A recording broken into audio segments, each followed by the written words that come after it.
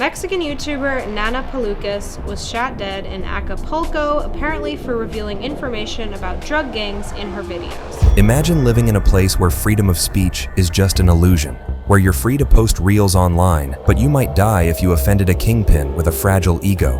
This was the tragic fate of Nana Pelucas in 2018. One day, she was a popular vlogger making funny sketches about the latest politics in Acapulco. The next, she was left for dead in a restaurant, as a message to all vloggers who want to expose the cartels. It wasn't just kingpins who had threatened her before, it was politicians too. This is the heartbreaking reality in Mexico right now. As the legal and illegal worlds are intertwined, profiting off each other, there is no ending in sight to cartel violence. Let us explore the full story of Nana Pelucas in the context of cartel killings in Mexico. Leslie Ann Pamela Montenegro was known to her online fans as Nana Pelucas. She was a passionate journalist who had turned to vlogging to reach a wider audience, and she always did it with a smile on her face. She wore a wig, sometimes did her makeup, and cracked jokes while she let her followers know what the latest political gossip was in Acapulco and the rest of Mexico.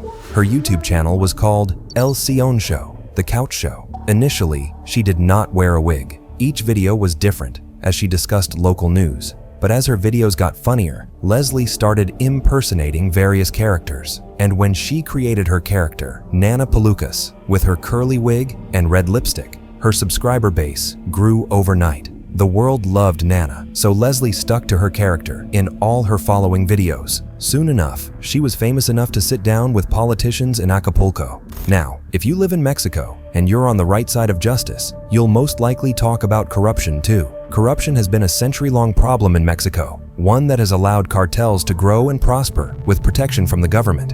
If high-ranking officials are earning a few cents for every dollar a cartel makes, why would they want to prosecute them? As long as cartels remain a profitable business for the government, they will never be properly attacked or removed. So this problem became a recurrent topic in Nana Pelucas' videos. Leslie liked to think that there was hope for a freer, more peaceful Mexico. But as she exposed the dark secrets of the cartels and their relationship with government officials, she bothered the wrong people. You see, Mexico is a democratic country on paper, but kingpins have so much power that they control the press along with some of the most powerful politicians. Powerful criminals want to leave out incriminating information. And of course, politicians who are in cahoots with the cartels don't want this to become public information. Another motive is far less rational. Cartel kingpins tend to have super fragile egos. They have built an entire organization to worship them like a god and fear them like the devil. They have their own men unalived if they do something to insult their egos. Sometimes, kingpins take a life for looking at them the wrong way, so you can imagine how they react when their name is tarnished in a local paper or video.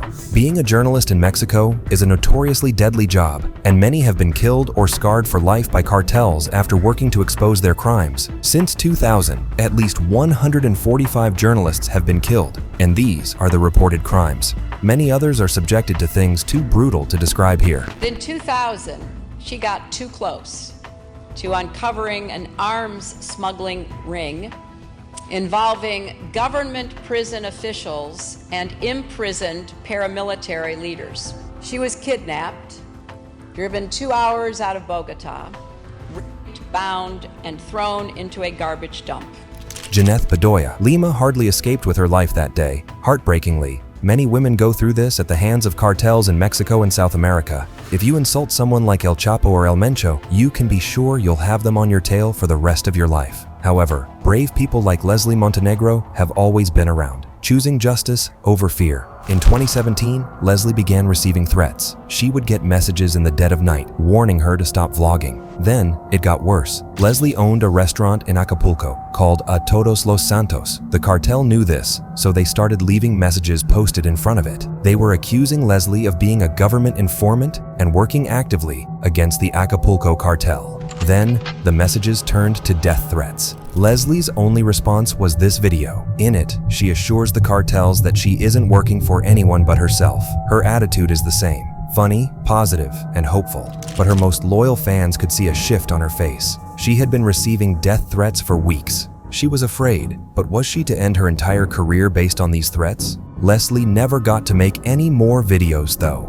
In February 2018, she was working a night shift at her own restaurant when a group of men barged in, armed like military soldiers. They aimed at her head and fired several rounds. Leslie never got a chance to speak for herself or say goodbye to her loved ones. They just left her there, on the floor, people screaming and frantically calling authorities. However, it was too late to save Leslie, and, infuriatingly enough, only one of her killers was arrested, even though 6 years have passed since the incident. The apprehended sicario was known as El Pipas and worked with the Acapulco cartel. When he arrived in the courtroom, the judge dropped a bombshell. There was insufficient evidence to prosecute El Pipas, and he had to be released. Wait, what? Yeah, this is the level of corruption in Acapulco. Threaten or bribe a judge, and you get away with murder.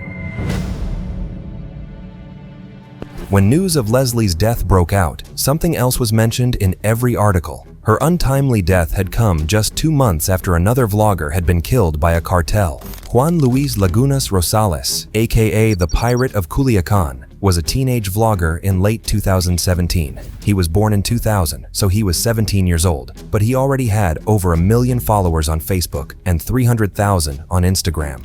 Juan had had a rough start in life. His father had abandoned the family before he was even born, and his overwhelmed mother left him in the care of his grandmother. She also failed to offer Juan the proper care and attention. Unhappy and rebellious, Juan dropped out of school, ran to Culiacan, and began drinking heavily when he was just 15. He got a job as a car cleaner, and in his spare time, he would go out and chug down enormous amounts of alcohol to the extent that other teenagers wanted to film it. When someone filmed him drinking a whole bottle of vodka and posted it online, Juan started getting attention. Juan passed out in front of the camera,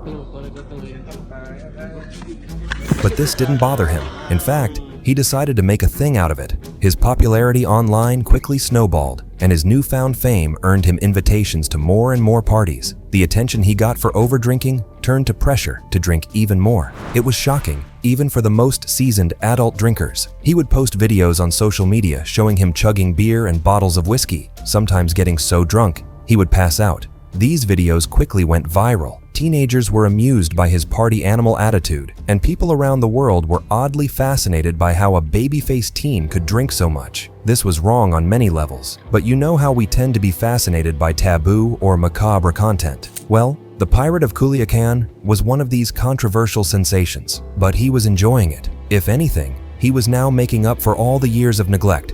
However, he was not realizing that he was doing something extremely self-destructive. He also tried to appear older in his pictures by adding tattoos on his arms, drew a beard on his face, and photographed himself with guns, naked women, and luxury cars. José Luis Lagunas se hizo famoso en redes sociales por aparecer en videos y fotografías alcoholizado en compañía de mujeres o portando armas de grueso calibre. It was pretty sad, in all honesty, that people encouraged him to continue this behavior online. The more followers he got, the more people demanded to see him drink and do stupid things. And you know how we tend to do even more stupid things when drunk? Sadly, for the Pirate of Culiacan, this was a death sentence. In the summer of 2017, Juan got in trouble for the first time when he was arrested for underage drinking, but he was soon released, and this incident only made him more famous. He appeared in an interview discussing his difficult childhood and early drinking problem. During the interview, Juan confessed that his true passion was music and that he was hoping to curb his alcohol addiction and sign a contract with a record company. The prospect of a serious career as an artist would motivate him to stay off the toxic substances, he said. But even though the show's host encouraged him to do so and wished him many happy years, Juan didn't take the advice seriously. In late 2017, the pirate was once again drunk when he posted a video of himself making silly jokes. One of the jokes targeted the leader of the Jalisco New Generation Cartel. El Mencho is one of the most dangerous kingpins in Mexico. He is notorious for unaliving people over a whim. Someone once said about El Mencho, "This is a guy who'll execute your whole family based on not much more than a rumor. He just has zero regard for human life." He also kills anyone who refuses a job offer from him. If El Mencho wants you to work for him, you have two options. Say yes or be killed. And this is how he talks to officers of the law. Delta 1. Hey, ¿quién habla? Mira bien, hijo de tu puta madre. Soy Mencho, güey. Relaja tu puta gente a la verga. Soy Mencho, güey. Relaja tus putas partidas, si no te voy a partir tu madre y toda tu bola de perros. Te tengo fijado 30 güeyes. Hasta tus putas perros te voy a matar si no te relajas, güey. ¿Cómo ves? Ya está, señor, ahorita los bajo. Oh, no cuelgues, hijo de la verga, te tengo ubicados en güey. No le estoy colgando, le estoy diciendo, ahorita los bajo. Póngase a las pilas, güey. ¿Qué es que le cuesta ser amigo, cabrón? Uno no se pasa con ustedes para que se pasen de verga. No, señor, ahorita yo se las bajo. Revíremeles a todos los hijos de su madre, porque todos agarran dinero y son buenos de puercos. Sí, es lo que me están diciendo. Se me ponen a todos, o tú eres el primero que vas a marchar por ellos, León. El Mencho climbed his way to the top of the cartel world with unimaginable cruelty. He thinks nothing of taking one life to ensure his position of power. So when he heard of the pirates' video, he declared it a great betrayal of his image and cartel. On December 17th, Juan posted a story on social media, letting his fans know where he would be that night. It was one of his favorite bars in Jalisco, and he was inviting them to join him and dance together. But someone else saw Juan's story. At 11 p.m. that night, 4 armed men entered the bar and fired at him at least 18 times. His face was left disfigured beyond recognition. The authorities could only identify him after his tattoos. A bartender was also unalived that night after one of the bullets meant for Juan hit him. He died a few hours later in the hospital. For many people who knew El Mencho, this was a merciful ending for the Pirate of Culiacan.